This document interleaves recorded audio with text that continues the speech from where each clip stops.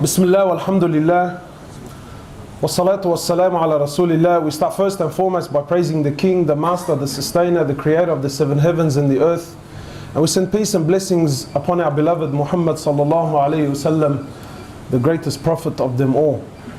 The topic of tonight was the reality of dunya. You know, my brothers, many of you, I'm sure you've either heard my talk on YouTube or you've seen it, or you know. But the reminder benefits the believer, and I wanted to start off the night with a very, very famous story. I've mentioned it to you guys before, I'm sure I have. It's very famous on YouTube. I believe Yusuf Estes made it very, very big lately. Now the story within itself, the asl of the story is that it's an Israeliyat. Yani it's the stories from the people of Banu Israel. And as far as the hukm on these stories is, the Prophet of Allah, he says, mention their stories. We don't say they're true and we don't say they're false. So we don't derive any halal, haram. We simply take the benefit, you know, from the moral of the story. But the story within itself, my brothers and sisters, and you know, as I share it, there's a couple of things I need to clear before I start, because I know some people get upset when I mention prophets, and I use language that is the boys. You know, I speak the language of the area. And some people feel that that's somewhat disrespectful, that you should better the language. And wallahi, my intention is because I know when I use that language, people understand it better. So let me clear this up within it. You know, I'm not doing it to disrespect, you know, the story in any way, shape or form. But wallahi, I do it so that the people, especially the younger boys, can really grasp the message. So that being cleared, I want you to live the story, you know. I really want the brothers and the sisters, don't be entertained by the story. Don't go, oh wow, look what happened to this guy in the story. I want you to imagine you're that person. Because wallahi, in truth, every person in this room has walked the shoes of this guy at one stage or another in his life. Anyway, so the story has it that in the time of Isa alayhi salatu wasalam, in the time of Jesus, he was traveling with some of his companions, traveling with some of the boys. So then they reached an area, bro, and they had the munchies. So they got hungry. That's what I meant, yani, words like this, yeah? So they had the munchies. So the boys got hungry. They get to the, you know, so they get to a particular area. And Jesus, alayhi salatu wasalam, he collected whatever money they had. They collected whatever money they had. After collecting the money, he chose one of the companions. He says to him, look, you take this money, go into the town and buy us some food. We're hungry. So the man says, yeah, all right, that's no problems. Takes the money, goes into the town. When he goes into the town, he realizes that all the money could buy was what? 3 loaves of bread. That's all he could buy. Now I want to stop here because every one of us has been at this point in his life. The man looks at it and says, bro, I've only got 3 loaves of bread. And there must have been about 10 blokes back there waiting to eat.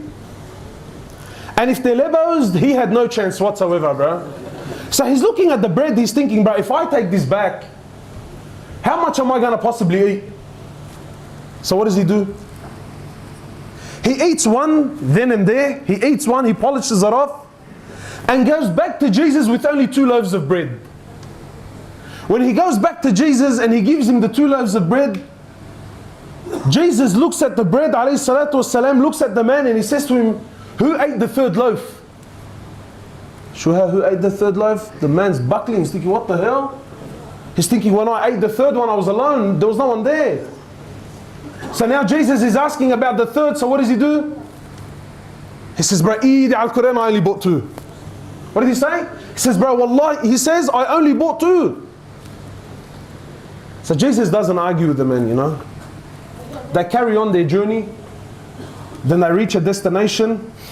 The companions that were successful in hunting a deer, they hunted the deer, they killed it, they cooked it, they ate it, until there was nothing left, bones, just a carcass. And then Jesus calls the man over. He sits him down, he says to him, look. And then by the will of Allah Azza wa Jal, a miracle through Allah subhanahu wa ta'ala, Jesus gives life to the animal in front of the man's very eyes. Imagine, it was just bones, and it comes back to life in front of their eyes and it runs away. So Jesus says to the man, I'm asking you by the one that gave life to this animal. Bro, who ate that 3rd loaf of bread, man? If the guy wasn't feeling pressure before, now he's thinking, Ya Allah, He's thinking, cuz, I swear I only bought 2. You know, sometimes my brothers, we make a mistake in life, and you could have corrected it when you first made the mistake. But because of a lie, because we were put into a corner, we make the situation worse on ourselves. The man could have, back then, he could have said to him, look, wallah, I got hungry, cuz, and you know, and I was afraid if I bring the food, there's going to be nothing left. Now, look how deep he's falling. He's seen, he knows very well, bro. The animal came to life in front of... Anyway, Jesus doesn't argue with the man, they continue on. They eventually reach a river. The river was over flooded. There was no boats to cross the river, and they had to get to the other side. So Jesus, Isa alayhi salatu wasalam, he gathers the companions, and by the will of Allah Azza wa Jal, Allah subhanahu wa ta'ala allows them to walk on the surface of the water. All of them, imagine all of them, as a group. They walk on the surface of the water, and then they cross the river and get to the other side. And then Jesus calls the man over. He says to him, I'm asking you by the one that allowed us to walk on the water, man. Who ate that 3rd loaf of bread? Now the man's feeling the heat, bro. He says, honestly, there was only 2. They carried on until they reached their final destination. Jesus calls the man over. They sit down on the floor. And Isa alayhi salatu wasalam, he gathers together 3 piles of dirt. Imagine you're this man. He puts together 3 piles of dirt. He sits the brother down. And by the will of Allah Azza wa Jal, he turns the dirt into gold. Then he says to the man, he says, look, I tell you what. He says, 1 pile is for you. 1 pile is for me. And the 3rd is for the one that ate that 3rd loaf of bread. The guy, bro, eat Al-Quran, I ate the bread. He sees the 3rd loaf. He says, I ate the bread. Allahu Akbar, now there's papers involved, there's gold. The guy's eyes, bala Jesus, bala ma ba'arif shu, bala, Allahu Akbar, there's gold. So the man, when he sees dunya, he sees gold, he says, bro, I ate the 3rd loaf. Isa alayhi salatu wasalam, he says, look, for you, you have all 3 piles, but you can't join us anymore, man. What does the man say? He says, go, bro, go, look at this fortune that I now have, man. You know, my brothers, let me stop here for a sec, yeah? How many of us, wallahi, we've sold our deen for a small price, man?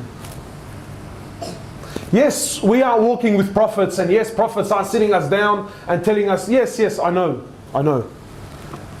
But how many of us, for a small price in this world, for a small price, we sold our deen? So now the man's kicking back, bro. He's looking at all this dahab, he's looking at all this money. He's thinking, Allahu Akbar, what do I buy first, bro? Do I buy the C63 first? Is it the... He didn't know what he's going to buy first. So he's sitting there, he's looking at the gold, he's admiring it. Isa and his companions take off. Shortly after, 3 thieves come by. When they see the man and 3 piles of gold, the maths is pretty straightforward, bro. First thing they did is they knocked him off straight away. They killed the man. 3 thieves, 3 piles of gold, halawa. But they too were hungry, man. So one of them says, look, I'll take some money, I'll go to the town, I'll buy some food, we'll have a feed, and then everyone takes his pile of gold and we call it a day. Beautiful, man. He goes to the town, my brothers, and on the way he starts thinking to himself, you know. He's thinking, how can I get that money, man? And while he's over there buying the food, the 2 that stayed behind are thinking, how can we take his money? So they planned and plotted, and he planned and plotted. They said, when he returns, we'll kill him. They said, what? When he returns, we'll kill him. And we'll split his share in half. When the man reaches the town, he buys the food, he says, bro, 100% they're going to do something to me. So what does he do? He poisons their food. He comes back with the food. Before he could do anything, they killed him straight away. As he knew, as he planned. Wallah, they sat down, they had a feed, and little did they know what? The food was poisoned. Wallahi, shortly after, they also died. Now Isa alayhi salatu wasalam and his companions, they're walking back. They seen their former companion the 3 thieves, and the 3 piles of gold sitting there untouched. So Isa alayhi salatu wasalam, he looks over to his companions and he says to them, this is hayat ad-dunya. He says, this is the life of this world. And this is what it does for the one who runs after it, man. That's dunya, my brothers and sisters. Wallahi, you can run and gather and collect as much as you want. You're leaving and you're leaving everything behind. You know what? Wallahi, you're leaving everything behind. And my brothers, honestly, how many of us, we've sold our deen for a very small price. And some of you think, nah, cuz me, I'm a soldier. I'm a soldier. Wallahi, my brothers, the tricks of shaitan are far greater than us. When I was in the UK, one of the mashayikh there, he was sharing his story with us. And I heard it personally, yani. It's a very famous story. Just to give you an example, one of the mashayikh there, he says, I was hired by one of the masajid as an imam. He says, I was hired as an imam by one of the mosques. He says, and I was new to the area. And really, this is a true story, so I really want you to really live it out, yeah? He says, I was the imam, and I used to take the bus from my house to the town, to that area, and then I would walk to the masjid. It wasn't far from there. And he says, because I was the imam, when I would go to the masjid, he went in his abaya and the amama and the whole shebang. He says, so I would take this bus. He says, one day I jumped on the bus and it was a new bus driver, so it wasn't someone that he had seen. He says, I jumped on the bus, I paid him for my fare, and he gave me the change. He says, when he gave me the change, I didn't really look at what he gave me until I went back to the back of the bus, I sat down. He says, when I sat down, I looked at the money and I realized he gave me 20 pence. In the UK, 20 pence, we're talking nothing, but cents. Like 10 cents at most. He says, so I sat there and I said, man, the guy gave me more. He said, and then the conversation started happening in my head. And honestly, how many times have you been in this position? He's thinking, you know what? It's 20 pence, it's nothing, bro, don't worry about it. Madbahdil halak, you know what I mean? Don't embarrass yourself. They're a big company anyway, bro, and really, what's 20 cents gonna do, eh? If he was a level 100%, he would have said, like, ruh, bro, they're all dogs anyway, bro, they're all kuffar, they're all going to hell, like, rip them. So the man's sitting there and he's thinking, bro, it's 20 cents, should I, shouldn't I, should I, shouldn't I? He says, and wallahi, for the whole trip, this is the conversation that's happening. He says, it wasn't about the money, it was just... And then the sheikh was saying, when I got to my bus stop, he said, when I got to my destination, he said, I got off my chair, I'm walking down the bus, I'm walking to the front door. He says, wallahi, and I'm still saying to myself, do I give it, don't I give it? He says, and then as soon as I got to the bus driver, he said, I don't know what went into me, man. He said, when I turned over to the bus driver, I said to him, look, man, you gave me 20 extra. He goes, no, I didn't give you 20 extra. He goes, I gave it to you intentionally. He said, why did you give it to me intentionally? He goes, well, for 3 years I've been looking into Islam. And he said, when I came and I seen you dressed the way you were dressed, I knew that you were an imam. He said, so today I was going to make my decision. If you were honest, I was going to embrace Islam. But if you kept that money, he said, I knew that you were liars like everyone else lies. So now the sheikh is speaking about himself. He says, I gave him the money. He says, I got off the bus. He says, when the bus drove off, he says, I started crying. I said to him, why? Because the man accepted Islam, or he was about to accept Islam. He goes, la wallahi la. I said to him, why? He said to me, I almost sold my deen for 20 cents, bro. He said, I almost sold Islam. I sold the deen of Allah Azza wa Jal for 20 cents. Now you're thinking, bro, I would never do it. But how many of us, honestly, how many of us have sent our wives to Centrelink, sent your wife to Centrelink in a scarf or jilbab and even taray niqab? She's got 3 kids in a pram, 1 on her hand, 1 in her stomach, and she's walking in signing papers saying, I'm a single mother. Why? Because you get a couple of dollars at the end of the week, bro. So So don't tell me, oh, you know what, well, I'll never do it. Wallahi, because shaitan comes in different ways, man. How many of us had for a little lie? Little lie, the brother's buying a C63, goes to the RTA, yeah bro, I bought it for 6 grand, man. Why? Because he pays a little bit less stamp duty. Muslim with a bead, signing on paper, lying. Why? To save a couple of bucks. He says, I almost sold my deen, bro, for 20 cents. That's dunya, man. That's dunya. What is this world? Wallahi, my brothers and sisters, what is this world in reality? In reality, malish, let me be straight out with you, man. Am I allowed to speak Quran? Am I allowed to speak Quran? I won't tell you the opinion of some sheikh. He can argue and tell me, Kaz, who's the sheikh? What's his asl? What's his name? Forget it. Quran. Can I speak Quran? Allah Azza wa Jal says about dunya. And He created dunya. So He knows it better than you, better than me, better than anyone. He says, وَمَا الْحَيَاةُ الدُّنْيَا إِلَّا مَتَاعُ الْغُرُورِ. You know what one of the opinion is about mata' al-ghurur? You know what Allah Azza wa Jalla is saying this world is? Mata' al-ghurur, my brothers, with all due respect to the sisters that are here.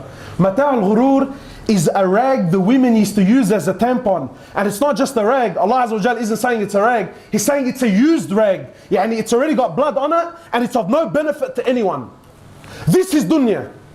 Not my words, Allah Azza wa Jalla is saying. And He created it, so He knows it for its reality. He says, this is this dunya. This is what you're running after. This is what every one of us, deep down in his heart, is dying for, waking up for, working 12, 13, 14 hours for, bro. This, for a used tampon, bro. I wish it's that, bro. We're punching on now because of it. We're going to war on the streets now. Muslims are bluntly killing Muslims. Why? For used tampon. We've sold our deen. Wallahi, we've sold our deen. Go to any masjid you like any masjid for a Fajr prayer. And see how many people choose Allah over dunya. Go! I'm not going to tell you, Allah, go, your own masjid, choose the own masjid you want. Go there for Jum'ah, then go there the next morning for Fajr. And then the same crowd. You know what's funny? You tell, Wallahi, brother, deen or dunya? Astaghfirullah, Kaz, what are you calling me a kafir, bro? Deen, brother, deen. Allah comes first in my life. Allahu Akbar, beautiful. You know, my brothers, Allah Azza wa Jal, He's not looking for words. If it's words, we're all awliya here. If it's words, forget it. I'm the biggest aflamja on the face of the planet, bro. I'm on levels. But Allah's not looking for words. What's Allah looking for? Action. Because actions, my brothers, they speak far louder than words. Far louder than words. The same ummah that tells you, brother, I believe in Allah. And I believe that Allah is a Razzaq. And I believe it's Allah who gives and takes dunya. These same people, for Salat al-Fajr, everyone is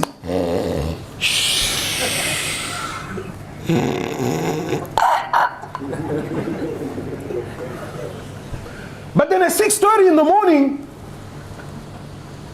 he's up on his feet, buying a za'atar manushi with a V and a cigarette, going to work. I'm not saying this is haram, but seriously, what have you chosen, deen or dunya? The same ummah that says to me now, brother, it's Allah, Allah, Allah, for Fajr is asleep.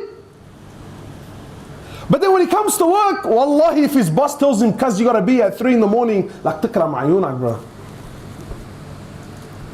What have we chosen, man? What have we chosen?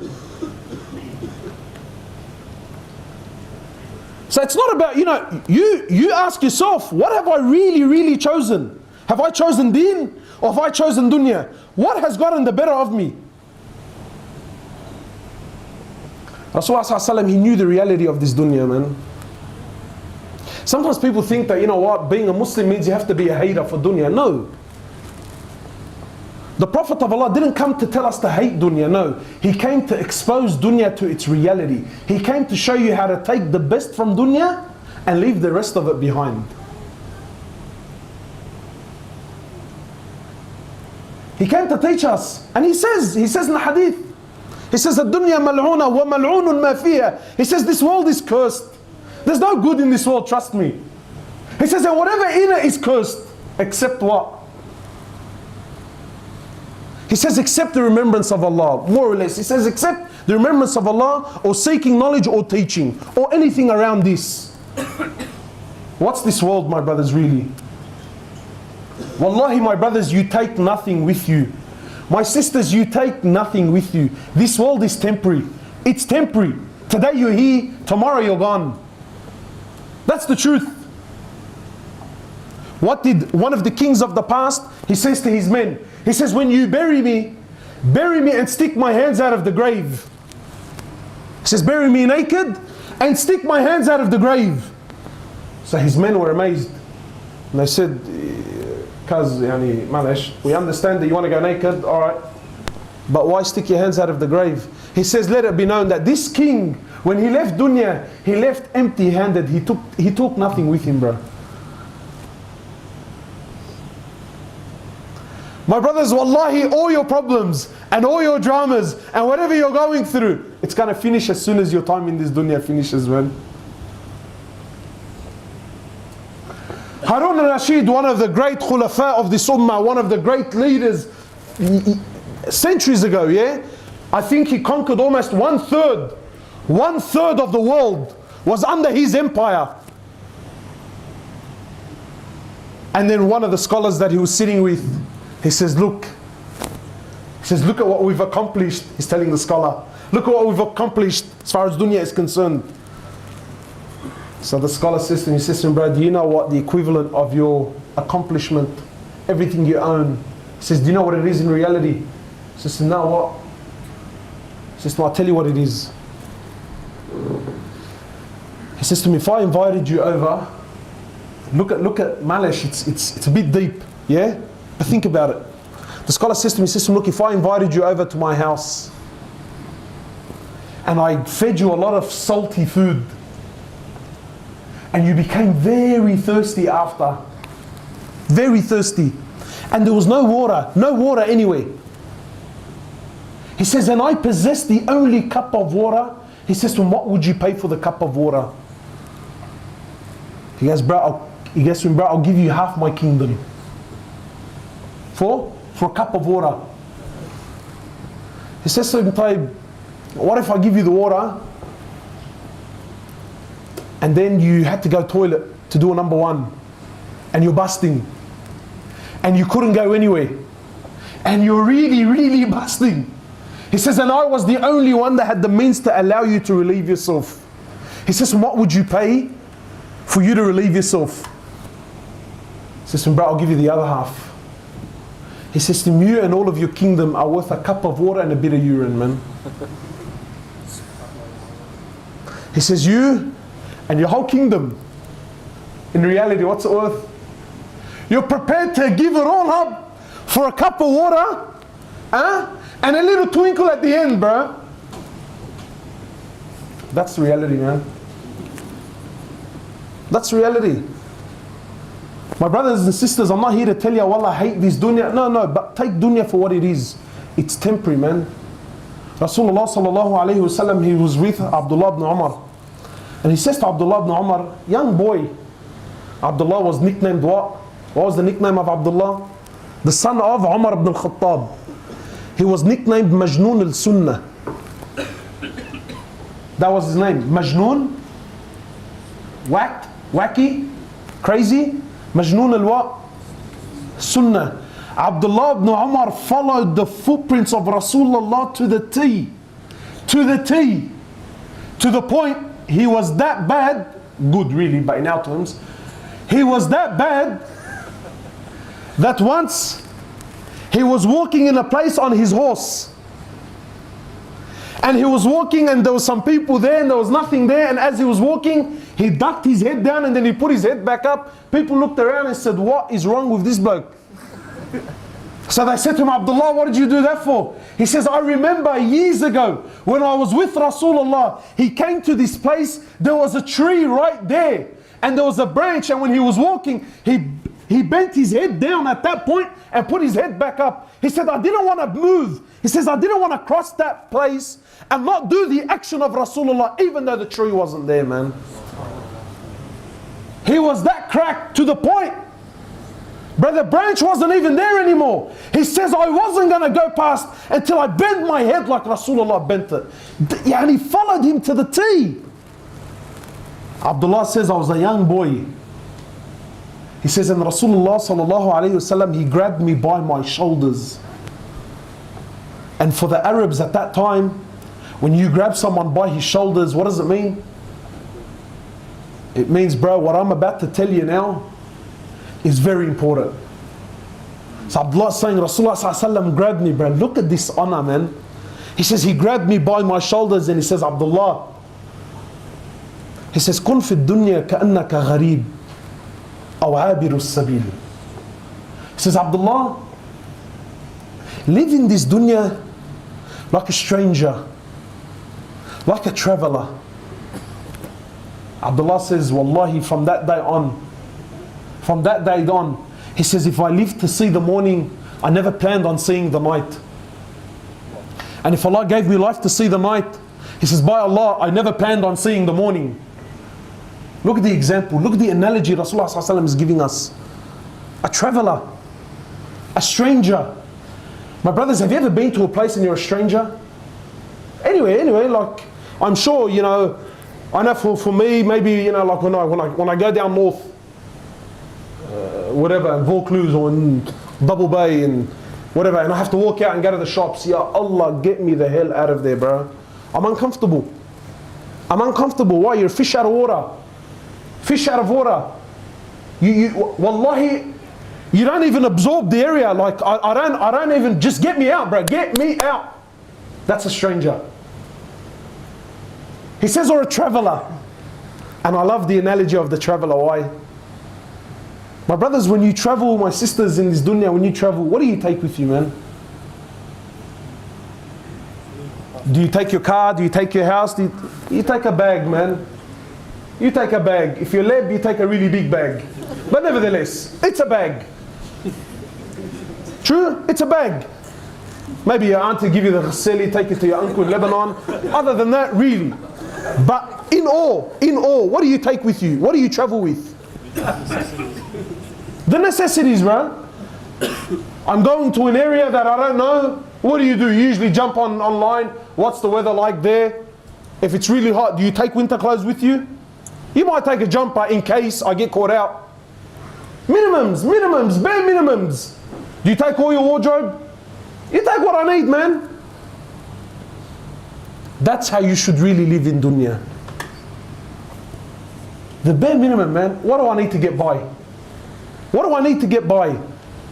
And then he says, what? You're a traveler. He says, this world, he says, he's speaking about himself. He says, my example to this world is like someone walking by, someone who's traveling. He sees a tree.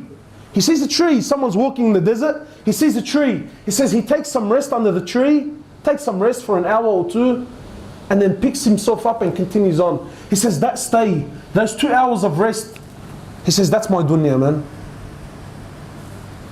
Brothers and sisters, wallahi, that's what you're doing here, man. Anyone here traveled? Anyone ever flown to Saudi or to Lebanon? Yeah? You fly where first to? Abu Dhabi, Dubai, and you're there in transit. Usually for how long? 3-4 hours tops, yeah? 3-4 hours. You're there in transit. Look at the analogy of Rasulullah sallallahu alaihi wasallam. He's telling you dunya, really, dunya is Dubai airport. Really? Dunya is Dubai airport, and your destination is where? Wherever it is, whether it's Saudi or Lebanon. But in reality, what's your destination? Where does everyone here want to go? To Jannah. And I'm here. Did you ever in your life go to Dubai airport? I want you to imagine, me and Yas, we went to Dubai and we're in transit there for 3 hours. Okay, and my connecting flight is at gate 54. So me and Yas arrive. He looks at the time, he says, bro, we've only got a few hours, man. There's no point. Where's gate 54? And he starts walking off to gate 54. He says, Mohamad Hoblos, come along. I tell him, I'm not coming with you. Sure, yeah. Bro, look at this airport, bro. Look how mad it is. Look how hectic it is, bro. You see the shops? Bro, they have a booth, you can smoke in it. And if you're outside, you can't smell it, bro. Wallah, you can't smell it. It's just me about, bro, our connecting flight is in a few hours. We need to be waiting at gate 54. I tell me about cars, man. All right. Let's just at least enjoy our time here in Dubai. He says to me, yeah, but it's an airport. I tell him, yeah, but I want to buy a house, man. You're laughing. But that's what we're all doing here. I'm not saying buying a house is haram now. Come to me, oh, Hoblos, bro. Are you saying that if I buy a house? No. But the concept of it. But if I told you I went to Dubai airport and I bought a house, I started looking for a wife, opened up a business, and my connecting flight is in 4 hours. Yeah, tell me, bro, you're a spinner. Wallahi, we're laughing because we know. Connecting flight is when? In 4 hours. What do you do in 4 hours? You might go to the toilet, grab a feed, buy a sandwich. You might buy something small for someone. But that's all you really do. And then you go to gate 54 and you wait for your flight. Wallahi, 4 hours is a long time. No one here is guaranteed 4 minutes. And in reality, what are we all doing, man? We're making dunya what? Our home, man. We're making what? Dunya our what? Our home. And my brothers, the reality of it all is, we need to understand, and I'll end with this. I can see the brothers are getting tired. The reality of dunya, and I gave this example when I was here last time, you know, when we spoke about Jannah and that. My brothers, Allah subhanahu wa ta'ala, He designed dunya in such a way, it can never please you. You can never be satisfied here, my brother. My sister, wallahi, no matter what you have, you will never, ever be happy. Designed by Allah this way. The only time you will ever see true happiness is where? Is in Jannah. This world can never satisfy the hunger of man. Never. And I give this example all the time. It's a funny example, but it's true. And I'm sure many of you, so I speak about myself so no one gets upset, no one gets offended. I remember when I was young, I was a little boy. Does anyone remember when the Nintendo first came out? Yeah? But the original. The box one, the one with the, had the duck hunt. That. When that thing came out, bro, I couldn't care less about anything else in the world. All my happiness and all my fikr and all my concern and all that I ever wanted to live for was that Nintendo, bro. Little, I was a young boy, man. Mom, dad, I'll clean the house, I'll clean the car, I'll clean my shoes, I'll clean this, I'll clean that. Please, please, please, please, please, please. And everyone else around me is buying it. And wallahi, you know, subhanAllah, man, at the time, my mom and dad were doing a hajar, bro. So this Nintendo business, like, روح كحش حالك, man, لا تركني من على القضية, bro. But in my heart, I'm burning, I want it. Why? Because I was convinced, like you're convinced that the house you want to buy is going to bring you happiness. Like you're convinced how the car you really want is going to bring you happiness. I was convinced, same, that this Nintendo was going to change my life. Until my mom eventually, she saved up enough money. And then Allah yarda alayha, she bought me the Nintendo, bro. And wallah, my smile was from ear to ear, man. Happiness, true happiness. I didn't know how school would finish. I was doing these ones home. These ones. Why? Happiness is there. Happiness was at home. How long did my happiness last? Until the Super Nintendo came out. And because it took my mum so long to buy it, she bought it almost before the new release of the Super Nintendo.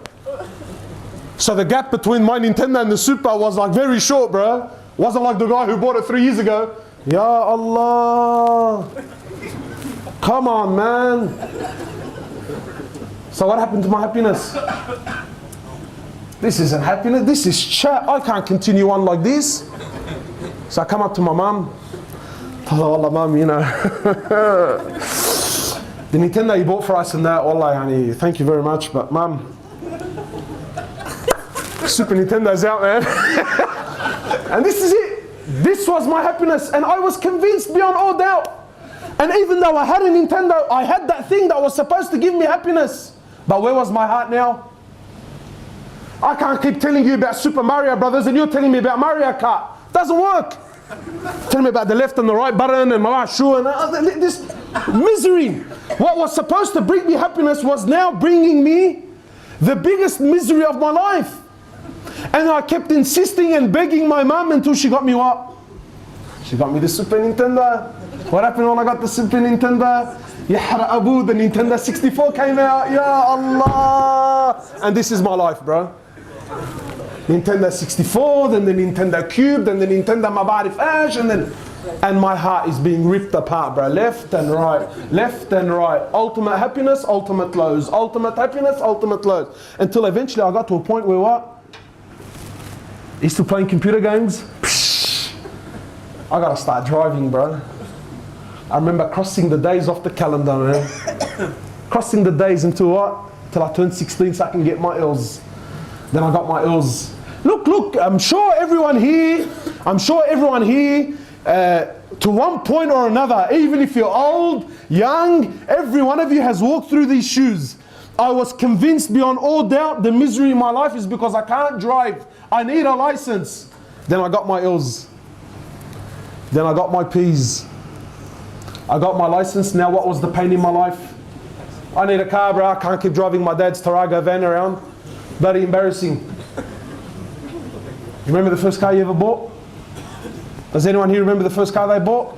They're the biggest POS on the face of the planet, bro. The biggest heap of crap. But I drove that thing like it was a Lamborghini Gallardo, bro. In the streets until they called you a grunk. Did you care? Honestly, did you care? Like, call me what you want, bro. I'm cruising around. Then the system in my car was worth more than the car.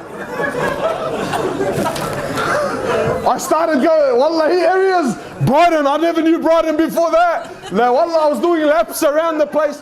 Why? But really, why? It was happiness. It was happiness. Like, that first car was the best. Now, wallah, you wouldn't drive it if I paid you to. I'm gonna jump in there, are you serious? And you've been changing cars since then. We've been changing cars since then. Are we happy? Honestly, are we? Wallahi, brothers are rolling out cars, rolling them out from the factory. Oh, didn't you get one with a sunroof? Yours doesn't have a sunroof? Nah, bro, I don't have a sunroof. That's chat, bro. What a spinner, man. That's dunya, man. And then for the other boys, Malash, let's spice it up. Am I allowed to spice it up or do we need to end it? We spice, huh? There's a bunch of spinners, bro. After the car, what happens when you get a car? Honestly, am I gonna still keep driving around if this bloke's head next to me, bro? I need an L-gay sitting next to me, man. What's my problem in life now? I gotta get married, man. I gotta get married. I can't keep doing this. Cause wallahi, bro, Allah, as soon as I get married, I'm gonna give my life to deen. How many times you heard that, man? How many sisters? Wallah, as soon as I get engaged, wallah, I'll start wearing the hijab. Have you heard that? Have you heard that one? Until she's got 3 kids, still unscarved. Yeah, soon. These are the tricks of dunya, man. Tricks of dunya. Sisters, the poor thing, look at the sickness. The sister thinks that if I cover myself, Allah will deprive me of a husband. So what should I do? Let me fall in sin to do something halal. Brothers are now falling in sin, falling in haram. The brother has neglected his deen, neglected salah, lost all hope, all yaqeen in Allah Azza wa Jal, because I need to get married. And up until I get married, I'm not going to pray, I'm not going to fast, I'm not going to go to the masjid. My happiness, my problems, my dramas is in the fact that I'm not married. Taib. All the single boys here. Brothers come up to me, Hoblos, bro, Allah yarda alayk, bro, Allah, I can't do this anymore, bro. I gotta get married, cause man, hook a brother up. Hook a brother up. What on the skin, eh? The single boys are thinking, no, bro, trust me, I know, cuz. But if you're single, please, Go to anyone who's married, especially the older guys, tell him, cuz, did you find happiness in marriage or you didn't find it? And he'll tell you the truth, bro. He'll tell you the truth. Did you hear the joke? A young boy goes with his mother, they went to a wedding. This is new to him. So he goes to the mum, his mum goes, how come the bride's in white? She goes, this is the best day of her life. This is the day she's been waiting for. This is the day of happiness. This is the day of joy. This is the day of... So, so why is the groom in black? Wallah, because it's... And that's the truth, man. That's the truth. Every one of us here is convinced that, cuz, when I get married, I'm going to find happiness. And I walk those shoes. People start telling me about what? The honeymoon. You heard that? Honestly, look how nice the name is, eh?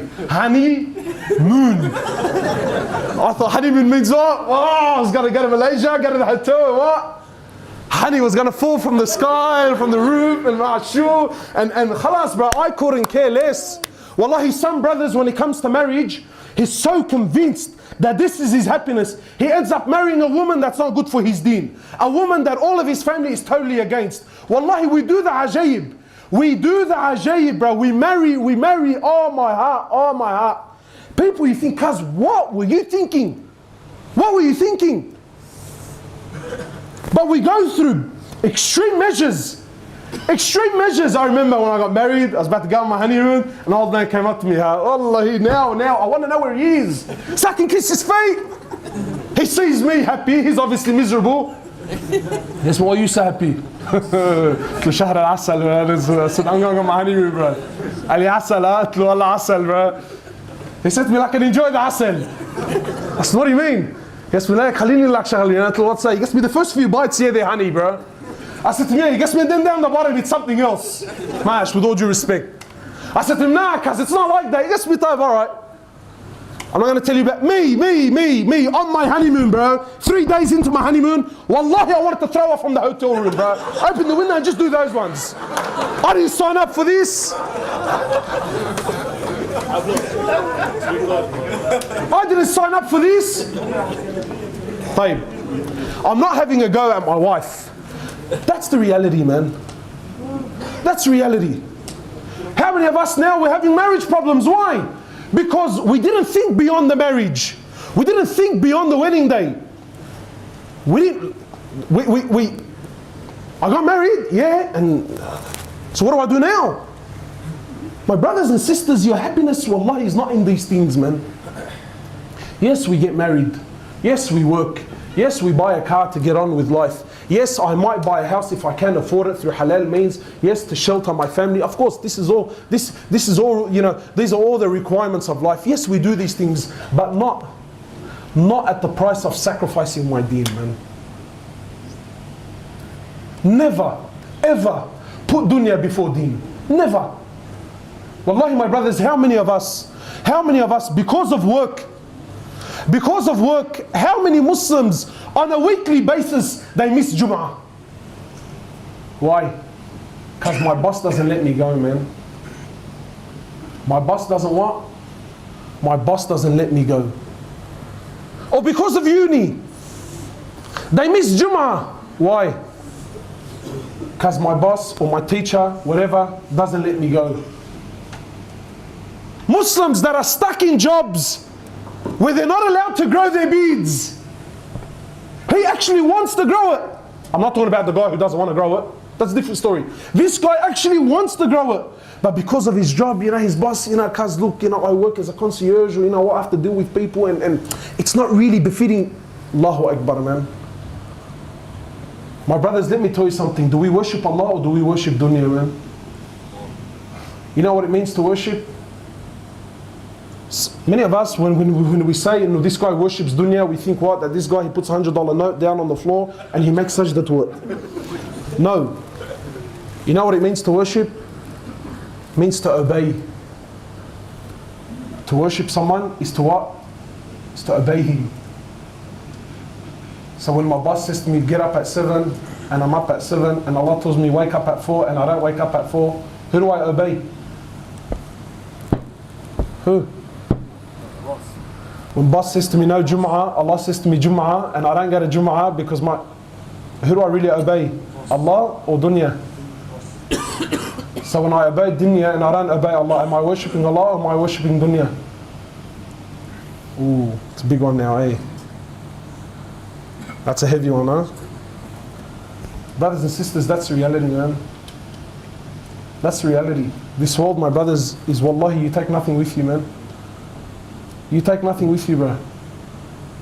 No matter who you are, wallahi, no matter how many houses you buy, no matter how many... Jibreel alayhi salatu wasalam, he comes down to Muhammad sallallahu alayhi wasallam. Imagine, bro, imagine. Jibreel comes down to the Prophet of Allah. Like, look at this conversation, bro. Look at this conversation. Imagine this conversation. Jibreel says to Muhammad, he says, Ya Muhammad, ish ma shit. O Muhammad, O Messenger of Allah, live for as much as you desire. Eventually you will what? You will die, man. He says, you will die. He says, O Muhammad, love whoever you want. Eventually you will what? You will depart. He says, O Muhammad, do as you please. Eventually you'll be held accountable and responsible for your actions, man. My brothers and sisters, don't get caught up in this world. Wallahi, this world is nothing. Take this world for its reality. It's an illusion. Yesterday we were young, healthy, fit, good looking, whatever. Now we're starting to feel pain in our knees. Now we're starting to get some white hairs coming out. Now we're starting... Tomorrow you're gone, man. That's the cycle, bro. My brothers and sisters, we need to make deen our focus. We need to make Allah Azza wa Jal our focus. The scholars give a beautiful analogy. Scholars give a beautiful, beautiful analogy. And I really want to share it with you, yeah? They say, imagine deen was the sun. And your shadow was dunya. They say if you take the deen, so the sun, and you throw it behind your back, meaning you make it the least of your worries. Where's the sun now? Behind me. So where's my shadow now? It's in front of me. They say if you throw deen behind you, the sun, your shadow will be in front of you. And no matter how fast you run after your shadow, you'll never catch it. Why? Because it's ahead of you, man. No matter how much you run after this dunya, my brother, you'll never ever ever catch it. But then they say, you know, if you grab this sun, if you grab the deen, and you put it in front of you, and you make that your focus, and you make that your priority, where's your shadow now? Now it's running after you, isn't it? Now it's chasing you. And that's the reality. When you make deen your focus, you make Allah Azza wa Jal your focus, deen, dunya will run after you. And then any time you want your dunya, I don't have to go far, bro. I turn around and I pick it up, it's there. It's there. My brothers, malish, we've gone too long, man. Anyway, we ask Allah Azza wa Jal to bring the reality of dunya into our hearts. And my brothers, wallahi, and sisters, things to take home now is, yeah, get married and throw her from the hotel room, eh? No, don't. Things we need to do is continuously speak about the reality of dunya. Don't let things grow in your heart. You know what I do? I'll share this with you. This is my personal tactic. Don't go around now and put it down people's throats and people say, well, look, this is what Hoblos is teaching people. Do this to yourself. This is what I do to myself. Whenever I see something that, heck, my heart starts doing these ones too and my eyes start glittering, what do I say? You stamp on. Ya Allah, what an anticlimax. Straight away, reality. No, mama.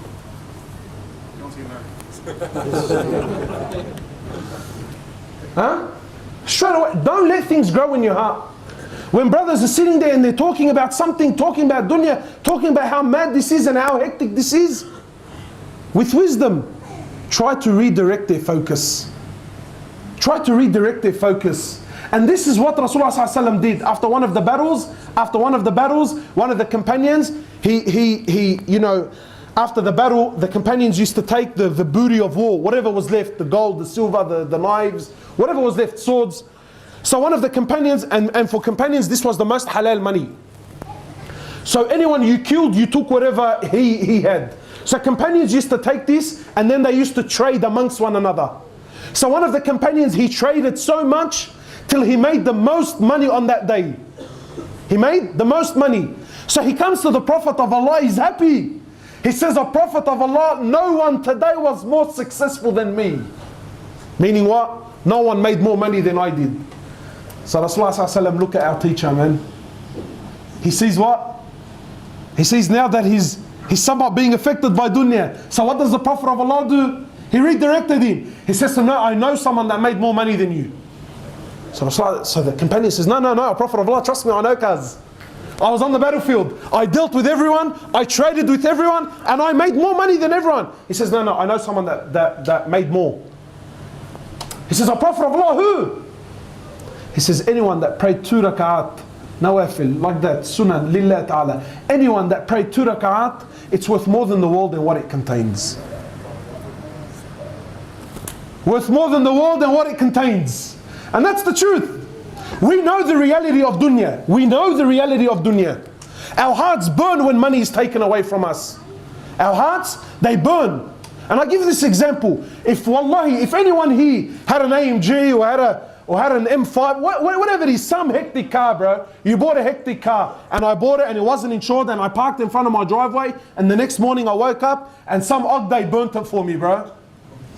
Yeah? Someone burnt it for me, yeah? Automatically your heart, what? Come on, bro, wallahi, that's a burner.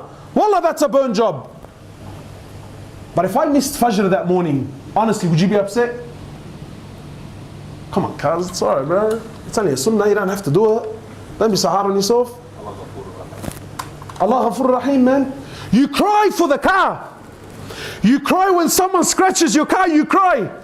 But the ummah is missing Fajr. Rasulullah ﷺ, he says the sunnah of Fajr, never mind Fajr. He says the sunnah of Fajr is worth more than the world and what it contains. And we're missing it on a daily basis. Is anyone there to cry for it? So my brothers, we need to wake up to reality of things, man. So we ask Allah Azza wa Jal to bring the reality of dunya into our hearts. We ask Allah subhanahu wa ta'ala to put the love of Him and His Prophet and His deen into our hearts. We ask Allah subhanahu wa ta'ala to make us from the people of Firdaus al-A'la. ونصلي على الحبيب محمد صلى الله عليه وسلم. سبحانك اللهم وبحمدك نشهد أن لا إله إلا أنت نستغفرك ونتوب إليك. جزاك الله خير.